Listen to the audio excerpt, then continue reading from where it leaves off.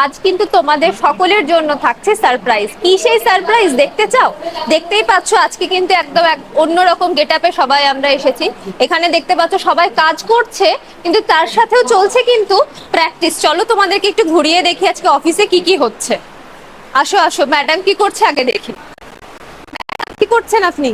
এখন প্রোগ্রামের লিস্ট বানানো হচ্ছে, কারণ এই 2-3 দিনের মধ্যে আমরা লাস্ট একটা দিন একটা রিহার্সাল করতে পেরেছি। এবার একটা লিস্ট আপ করা হচ্ছে যে কে কার আগে পারফরমেন্স করবে, সেটা নিয়ে একটা লিস্ট আপ করা হচ্ছে।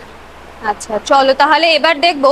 তোমাদের তো ক্লাস তো আছে, লাইভ ক্লাস আছে, এবং যে ক্লাসগুলো আছে তার জন্য স্যার কি করছে সেটা দেখা যাক।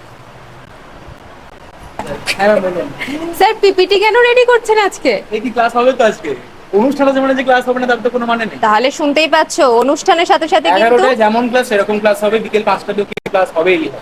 তাহলে স্যার কিন্তু স্ট্রিক্টলি বলে দিয়েছে অনুষ্ঠানের সাথে সাথে কিন্তু ক্লাসও আজকে কিন্তু হচ্ছে। বাকিরা কে কি কাজ করছে না সবাই সাজাগোজা করে চুপচাপ বসে আছে, চলো একটু দেখা যাক।